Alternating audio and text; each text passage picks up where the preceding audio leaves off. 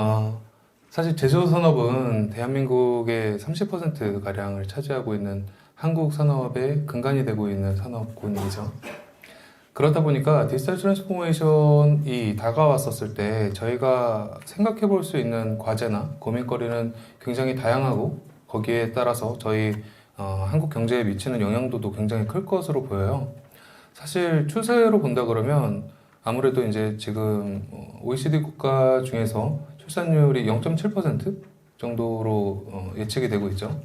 그만큼 노동력은 줄어들고 있어서 저런 인더스트리 4.0이라고 하는 것은 사실 우리나라에서는 반드시 필요한 변화라고 개인적으로 보고는 있지만 지금 이제 그 일을 하고 계시는 분들의 입장에서 본다 그러면 그분들은 본인들의 직업의 위험성을 느낄 수 있는 부분이라 굉장히 좀 조심스럽기는 합니다. 하지만 저런 변화는 사실 good to have 였지만 이제는 must have로 바뀌고 있어서 거기에 따른 고민거리나 아니면은 나타날 수 있는 그런 좀 위험성 같은 것을 좀 공유를 드리고자 이 자리에 나왔습니다. 안녕하세요. 저는 한준영입니다. 제조산업의 과제는 물론 여러 가지 있겠지만 한 네 가지로 뽑아봤습니다. 한 가지는 스마트 제조의 가속화. 기존에 이제 아까 노동력이라고 표현했을 때 노동자였었지만 예전에는 기계에 이제 소리만 들어도 어디가 고장났는지 알 수 있는 그런 테크니션 분들이 많이 계셨었잖아요. 이제는 그런 노하우를 데이터화시키고 그 다음에 오토메이션에 접목을 해서 예측할 수 있는 만약에 문제가 발생한다라고 했을 때 예측을 할 수 있는 또 하나는 작년에 저희가 많이 겪었었던 거지만 특정 플랫폼이나 저희가 이제 많이 활용을 하고 있는 플랫폼에서 문제가 생겼었을 때 전반적으로 산업의 연속성이 끊어지는 그런 현상들을 많이 경험을 하셨을 거예요. 그래서 그런 부분을 염두하면서 저런 인더스트리 4.0에 가야 한다고 생각을 하고 있습니다. 두 번째로는 데이터예요.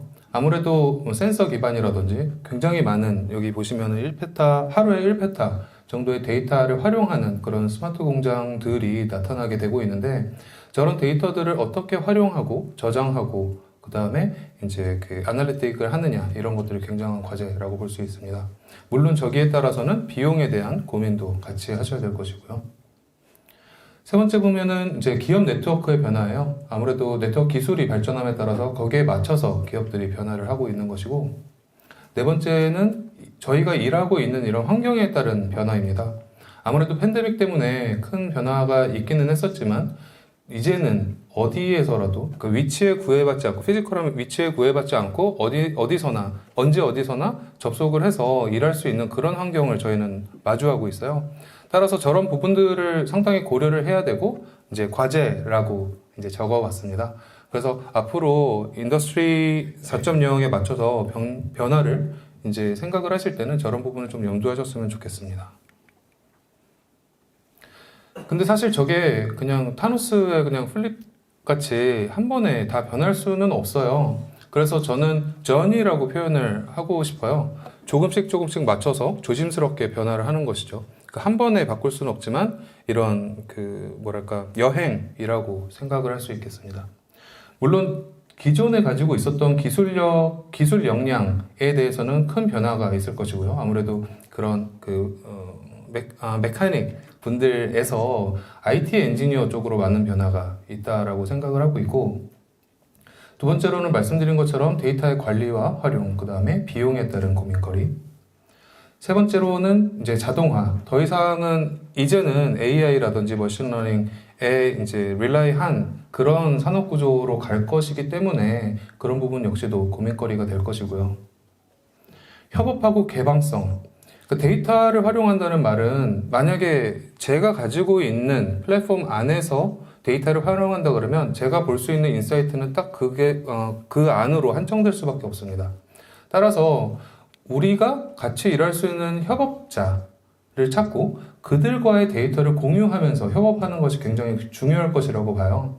그 말은 내가 가지고 있지 않은 데이터도 역시 활용하고 효율성 면이나 아니면 생산성 측면에서 활용을 한다 그러면 훨씬 더 시너지를 낼 수 있을 거라고 보는데 한국이나 아니면 일본, 중국 쪽을 본다 그러면 커스터마이징이 굉장히 많이 되어 있습니다. 입맛에 맞춰서 바꾼 거죠. 근데 그 커스터마이징이 국제 표준에 허용되지 않은 그런 커스터마이징이 상당히 많이 있어요. 아무래도 이제 그 빠른 변화를 추구하고 저희가 빨리빨리를 외치다 보니까 빨리 작동하는 무언가를 만들어내기 위해서 이제 그런 접근이 필요했을 텐데, 만약에 그렇게 했었을 때는 허점들이 굉장히 많이 보일 수가 있거든요. 그 말은 그 표준에 따라서 만들어진 어떤 솔루션을 적용을 못하는 경우도 있고, 적용을 했는데도 이제 100% 커버리지가 안 되는 그런 케이스도 있기 때문에 국제 표준을 맞춰서 그렇게 설계하는 것이 굉장히 필요하다고 할 수 있습니다. 다음은 보안 측면이에요. IT 보안이죠. 피지컬 보안이 아니라 IT 보안 측면인데, 데이터를 활용해서 디시전을 만들고 그 다음에 그 모든 과정은 다 오토메이션으로 된다고 봤었을 때, 지금까지는 접해보지 못했었던 그런 IT 공격에 대한 위협에 노출이 되는 것이에요. 왜냐면 데이터의 이 트랜스퍼링으로 이루어지는 이 프로세싱 과정이기 때문에, 만약에 그 데이터가 변조가 됐다든지 악성 코드가 들어갔다 그러면 전반적인 생산 라인에 문제가 있을 수가 있는 것이죠. 따라서 저 보안은 반드시 숙지가 되어야 되고 베이스라인에 깔린 상황에서 이제 설계가 되어야 되겠습니다. 그래서 저는 저 보안 측면에서 실제 팬데믹 때 저희가 이제 확인할 수 있었던 실제 사례들을 좀 가지고 와봤어요. 이거는 반드시 뭐 시큐리티 엔지니어라든지 IT맨이 아니더라 하더라도 이해하실 수 있는, 충분히 실제 있었던 일이기도 하고 가능성 있는 내용으로 좀 만들었기 때문에 편하게 그냥 들어주시면 될 것 같습니다. 지금 보시는 데이터는 저희 그 아카마이 커넥티드 클라우드에서 뽑은 데이터예요. 저희 커넥티드 클라우드 같은 경우에는 인터넷 전체, 글로벌 인터넷 전체의 약 30% 정도의 웹 트래픽을 담당하기 때문에 그야말로 빅데이터를 관리를 하고 있습니다. 그 데이터를 가지고서 이런 추이들을 확인을 할 수 있었는데요.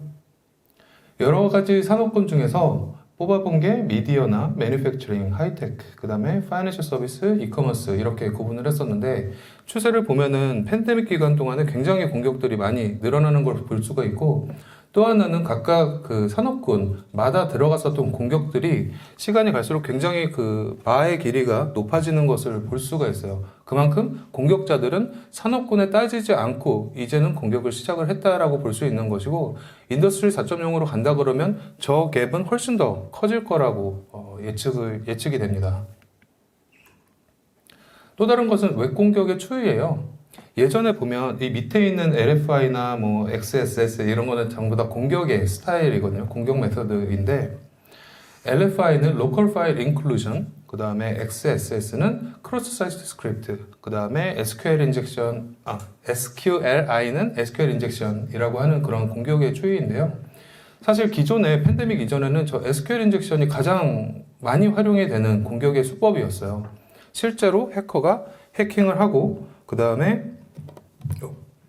해킹을 해서 들어가서 탈취를 하는 이런 형태, 그러니까 공수가 많이 들죠. 근데 팬데믹이 오면서 사람들이 온라인으로 많이 시간을 보내고 활동 범위가 온라인상에 많다 보니까 해커들 역시도 눈을 그쪽으로 돌린 거예요. 그래서 기존에는 자기가 직접 들어가서 뭔가를 탈취를 했다 그러면 이제는 그물을 던지기 시작한 겁니다. 그래서 피싱 사이트라든지 아니면은 서드파티 광고라든지 이쪽을 통해서 들어와서 탈취를 하는, 그러니까 특정된 누군가가 아니라 다수의 이제 그 공격을 펼치기 시작했어요. 그게 이제 눈에 보이는 변화이고, 여기에서 보이시는 지금 가장 많은 공격 타입이 로컬 파일 인클루전이죠. 메일에다가 뭔가 이렇게 뭐 삽입을 한다든지 악성 코드를 삽입한다든지 이런 형태의 공격이 늘어남에 따라서 저런 공격 추이가 변화되는 것을 저희가 알 수가 있었습니다. 또 하나는 인증 정보의 도용이에요. 사실 뭐 크레덴셜 스터핑이라도 하는데 위에 보시면은 온라인 말웨어라든지 verification.io, 그 다음에 컬렉션 넘버 1, 저런 것들은 전부 다 7억 건이 넘는 유출이 된 사건들이거든요. 특히나 저 컬렉션 넘버 1 같은 경우에 작년 5월 달에 우크라이나에서 그 범인이 체포가 됐어요. 체포가 됐는데 10대였습니다. 놀랍지 않죠. 왜냐면 대부분 해킹 그룹들은 10대들로 이루어져 있거든요. 그 10대가 가지고 있었던 아이디, 패스워드, 직장, 전화번호, 뭐 이런 그 데이터들이 약 2테라바이트에 발견이 됐어요. 생각해보면 2테라바이트의 사진을 넣는다고 그래도 엄청나게 많이 들어가거든요. 근데 지금 제가 말하는 것들은 전부 다 텍스트예요. 아이디, 패스워드, 비밀번호, 계좌번호, 뭐 직장명, 텍스트로 된 2TB의 이제 정보들을 그 사람이 가지고 있었었고, 그걸 가지고 오토메이티드 된 봇이라고 하죠, 보통. 그런 스크립트를 돌려서 실제 여러 사이트에다가 대고서 이 크레덴셜이 작동을 하는가 안 하는가를 테스트를 한 거예요. 그래서 보시면 여기 2019년도에 49빌리언 정도, 46빌리언 정도의 크레덴셜 스터핑 공격. 아까 말씀드렸던 그런 대입해보는 거를 크레덴셜 스터핑 공격이라고 하거든요. 저게 49빌리언 정도였었는데 2020년대에 이게 4배가량 늘었습니다. 그 말은 사람들이 온라인 생활로 아까 말씀드린 것처럼 생활 패턴이 옮겨가면서 공격자들도 돈이 있는 쪽으로 흐르게 된 것이죠. 근데 더 무서운 게 이 2020년부터 2021년 중반까지 다시 평균치가 4배 정도로 오르는 것을 볼 수 있어요. 그만큼 그게 돈벌이가 됐기 때문에 계속 이제 저런 시도가 되는 것들이고, 아이디 패스워드를 잘 생각해 보면 전체 인터넷 사용자의 49% 정도가 직장과 개인의 아이디 패스워드를 동일하게 활용을 한다고 합니다. 패스워드를. 그 말은 이 사람의 이메일을, 일반적으로 아이디는 이메일로 되어 있죠. 이메일을 탈취하고 패스워드를 탈취한 다음에 제가 만약에 그 사람의 SNS를 서치를 한다든지 조금만 노력을 기울인다 그러면 이 사람의 가족관계라든지 뭐 그런 소셜 네트워크의 모든 정보들을 다 긁어서 타겟팅한 피싱 메일을 보낼 수가 있다는 말이고, 그렇게 한 사례가 작년 말에 좀 유명했었죠. 업계에서 귀신이라고 하는 해킹 그룹이 그런 식으로 C레벨들을 털었었어요. C레벨들을 털면 뭐가 좋으냐? C레벨이잖아요. 권한에 대한 제한이 없이 어떤 시스템이든 다 들어갈 수 있어요. 그 사람이 속해 있는 회사.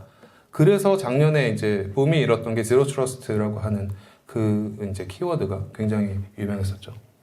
그래서 이런 비밀번호나 아이디 패스워드 같은 경우에는 절대로 동일하게 쓰지 마시고 회사에서 바꾸라고 그러면 꼭 바꾸시길 바라고, 또 개인적으로도 사용하시는 거를 개별적으로 본인만 알 수 있는 패턴의 조합으로 이렇게 바꿔서 쓰시는 거를 권장드립니다. 지금 보시는 거는 NFT 아트웍이 아니에요. 이거는 저희 플랫폼에서 발생을 했었던 상위 1000개의 공격 데이터를 가지고서 분석을 한 거고 플로팅을 한 건데, 대략 한 93개 고객사로 되어 있거든요. 이걸 가지고 저희는 패턴을 분석을 하려고 했어요. 어떤 트렌드의 공격이 있을 것인가. 아무래도 이 산업군, 제조 산업군 역시도 점점 더 온라인화 돼 가다 보니까 이런 공격을 알고서 대처를 해야 되거든요. 그러다 보니까 저희 역시도 이런 공격 패턴이 어떠한 양상을 띠는지를 조사를 하고 이런 발표를 통해서 공유를 드리게 되었습니다. 첫 번째는 지속 캠페인이라 그래서 저거는 멈추지 않아요. 계속 지속적으로 있는, 좀 전에 말씀드렸던 그런 크레덴셜 스터핑 어택이라고 하는 아이디 패스워드 조합을 계속 해보는 게 저런 오토메이티드 그 대입 조합이라고 보시면 되고요. 일반적으로 이 타입 1 지속 캠페인 같은 경우에는 엔드 유저의 정보들을 노리는 형태의 공격으로 확인이 돼요. 대부분 타겟은 미디어사라든지 아니면 이커머스사, 실제로 그 사람 거의 아이디 패스워드를 탈취한 다음에 계정을 몰래 만든다든지, 예전에 넷플릭스 사례 그런 것도 있었죠. 그 가짜 계정을 만든 다음에 여기에 뭐 세팅이라고 해놓고 기어 그림을 넣어 놓은 거예요. 실제로 그거는 탈취한 사람이 본인이 이제 몰래 쓰려고 한 건데 설정이라는 아이콘을 했기 때문에 실제 주인은 들어갈 생각도 안 했었던 그런 사례도 발견이 됐었죠. 두 번째는 단기 캠페인. 단기 캠페인은 어느 정도의 텀을 가지고서 시작이 되고, 주요된 타겟으로는 이제 하이테크라든지 제조업 이쪽입니다. 아무래도 그런 콜로니얼 파이프라인 쪽 사건도 저런 단기 어택에 속하고요.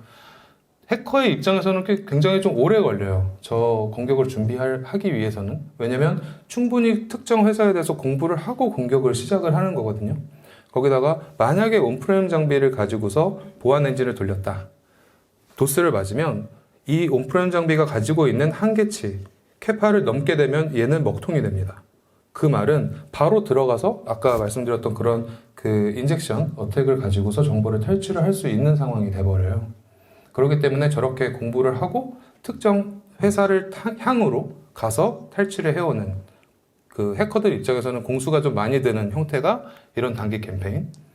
빅뱅 캠페인은 하루 맥시멈 이틀이에요.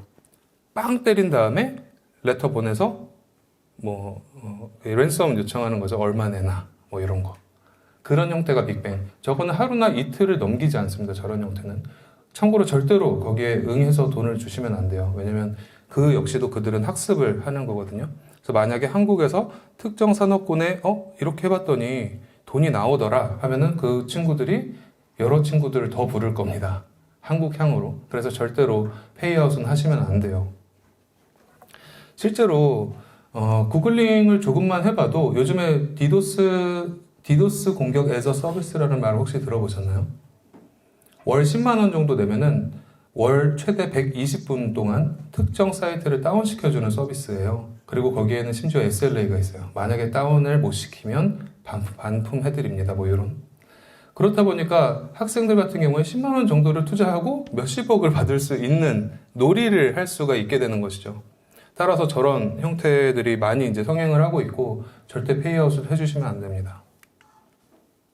이게 단기 캠페인의 사례입니다. 실제 사례고요. 위에 IP 1, 2, 3 이렇게 되어 있고 12까지 있는 거는 원본 서버의 주소예요. 그리고 전체 기간은 일주일. 일주일 동안에 1테라가 넘는 공격들이 저렇게 많이 들어왔었어요. 특정 회사에. 그리고 그 회사가 보유하고 있는 모든 오리진 인프라의 오리진의 IP 향으로 전부 다 공격이 들어왔었고, 분석을 해봤더니 14가지 다른 공격 타입을 조합을 해서 공격을 한 거예요. 진짜 악심이라고 해야 되나? 나쁜 마음을 품고서 공격을 했겠죠. 물론 저희가 다 맞고 프로텍션을 했지만 그 들어온 로그를 보고서 이런 내용들을 확인을 할 수가 있었어서 이게 전형적인 단기 캠페인의 사례라고 볼 수가 있습니다. 사실 해커 그룹은 굉장히 다양해요. 아이들의 놀이일 수도 있지만 요즘은 정치적인 그런 목적으로 인한 저런 그룹들이 굉장히 많고, 작년만 해도 저런 랩서스랑 콘티 쪽이 굉장히 좀 유명했었죠. 한국 기업을 대상으로 많은 활동을 했었기 때문에 아까 말씀드렸던 귀신은 제가 적지 않았어요. 너무 나중에 이제 12월? 그때 아마 귀신이 좀 유명세를 펼쳤었거든요. 보면 이런 랜섬 레터들이 오는 거죠. 여기 보면 이메일을 친절하게 보내서 지금부터 24시간 내에 비트코인을 얼마를 내놔라. 그리고 24시간 지난 다음에 그 가격은 10배로 책정이 될 거야.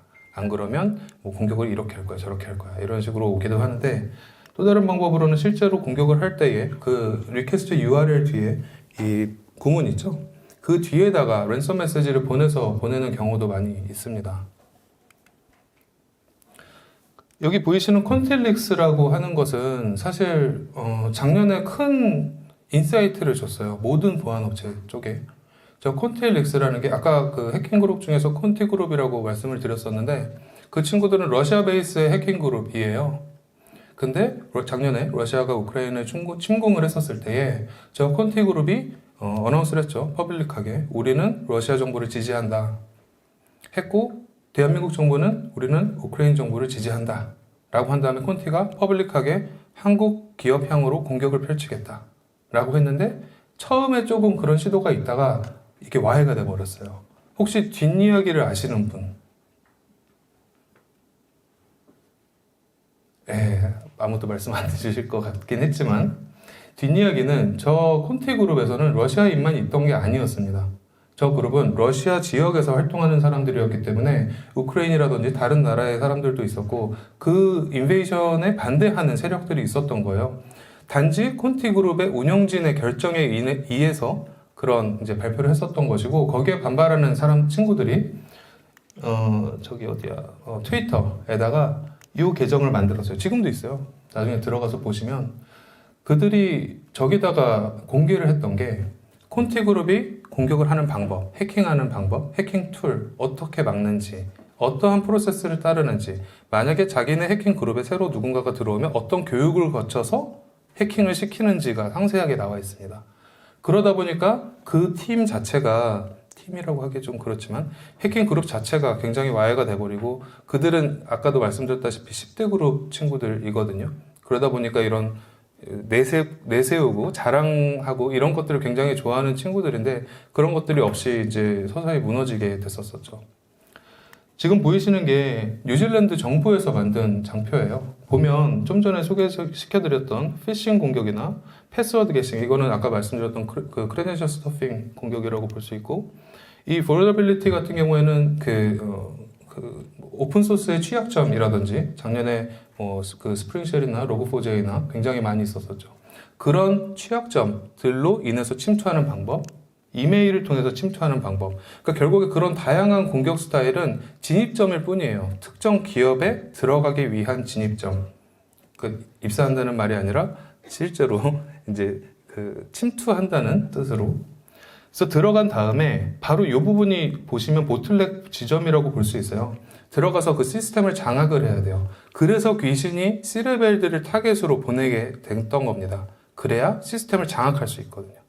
장악하면은 첫 번째로 하는 게 그들이 정해놓은 중요 자산들이 있거든요. 특정 기업의 예를 들어서 무슨 설계도라든지 아니면은 굉장히 값비싼 그런 자산들을 목적으로 하고 있고, 처음에 하는 게 그런 이제 횡이동이라고 하죠. 시스템 안에 들어가서 여러 어플리케이션을 거쳐 다니면서 중요 데이터들을 확보를 하고 백업으로 만들어 놓은 걸 전부 다 찾은 다음에 그거를 다 파괴시켜요. 전부 다. 그 다음에 D-Day를 정한 다음에 특정 날짜에 한꺼번에 인크립팅을 해버립니다. 그러면 비즈니스는 안 돌아가는 거죠. 왜냐? 우리 인더스트리 4.0의 기본이 데이터 기반의 운영인 거잖아요. 그 프로세싱 자체가 불가능하게 되는 것이죠. 그래서 작년에 이제 크게 이슈가 됐었던 게 비즈니스 컨티뉴이티와 디자스터 리커버리. 그 부분을 항상 염두를 하고 그 다음에 이제 설계를 하시는 게 좋겠습니다. 또 하나는 이제 호모그래프 어택이라고 하는 거예요. 이거는 실제 한국어는 그렇지 않지만 라틴어라든지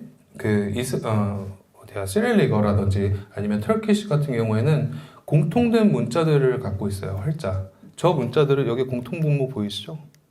만약에 이 안에 있는 걸 가지고서 기업 이름으로 도메인을 만든다 라 그러면 컴퓨터 이제 인터넷 상에서 시스템 안에서는 각각 이렇게 헥스 번호가 다른데 이 전화기로 뭔가 메일을 본다든지 봤었을 때는 전혀 알아차리지 못하겠죠. 다행인 거는 저런 것들이 도메인을 찾아갈 때 DNS를 사용한다는 거예요. 그래서 DNS의 악성 도메인에 대한 DB를 한번 점검을 한다든지 그럼으로써 나가는 것을 방지하고 이런 도움도 드릴 수가 있죠. 또 다른 거는 스테가노그래피 어택이에요. 혹시 너무 어려운가요, 내용들이? 안 어렵다고 한 분 말씀해 주셨고 한 분 웃고 계시고, 네, 안 어렵죠? 스테가노그래피 공격이라고 하는 건데요. 이거는 메시지를 숨기는 기술이에요. 예전에 북한에서 특정 국가를 아까 러시아도 말했으니까 북한에서 이제 남한에 있는 공작원들한테 메시지를 보낼 때 자주 사용했었던 방법인데 이미지 파일 안에다가 메시지를 숨기는 기법입니다. 근데 이 컴포넌트를 잘 보다 보면은 조금 이해를 하시기 쉬울 거예요. 이미지가 브라우저에 표현을 할 때는 몇 가지 팩터들을 작용을 하는데 여기 Start of Image, SOI라고 하고요. EOI라고 하는 저 부분, 처음부터 끝 부분만 딱 표현하고 뒤에 어떠한 정보가 있어도 표현해주지 않아요. 그래서 정보가 들어있다 하더라도 브라우저에서는 이미지의 깨짐이나 변화가 없이 보여지게 됩니다. 이 밑에 anything이라고 되어 있죠. 저기다가 예전에 북한에서는 이제 남한에 있는 공작원들한테 메시지를 어디 가서 호빵을 훔쳐라 이런 거 지령을 내렸다 한다 그러면 요즘은 저게 발전을 해서 스크립트를 넣을 수가 있어요. 실제로 있었던 사건으로 저 기법을 활용한 게 굉장히 유명한 소셜 SNS 기업의 쉐어 버튼이죠. 공유 버튼. 그 버튼에서 확인을 저희가 했었었고요. 그 말은 누군가가 공유를 하면은 즉각적으로 저 실행 파일이 돌고 그 자리에서 이제 이 전화기에 있는 내용들이 밖으로 유출되는 그런 사례가 있었습니다. 그래서 아무거나 막 누르시면 안 돼요. 특히나 모바일로 뭔가 왔었을 때 요즘은 숏폼 URL이라고 그래서 URL 이상하게 돼서 오죠. 실제로 이게 어디로 향하는지 전혀 모르기 때문에 절대로 누르시면 안 돼요. 절대로. 그래서 저는 저희 어머니가 뭐 이거 봐라 그러고 링크 보내면 절대 안 읽어요. 진짜 위험한 헤빗 중에 하나가 바로 그런 거예요. 그 부모님이 저한테 아무래도 그래 너의 데이터를 다른 사람들한테 공유를 하겠어라는 취지가 아니잖아요. 사실 보다 보면은 뭐 간에 좋은 약, 뭐 기억력 좋아지는 뭐 이런 거 그런 것들을 보내주시는 거지만 실질적으로 그 URL을 보면은 이 출처가 어딘지 전혀 알 수가 없기 때문에 아까 말씀드렸던 지로 트러스트를 항상 마음속에 가지고서 그렇게 하고 있어요. 여러분도 꼭 그렇게 해주시면 좋을 것 같아요. 또 하나는 메이지카트 역시 해킹 그룹인데 저 친구들은 특징이 뭐냐면 엔드 유저의 카드 정보를 빼오는 거예요. 이 브라우저에 카드 정보를 치면 그 정보를 긁어서 가지고 가는 것.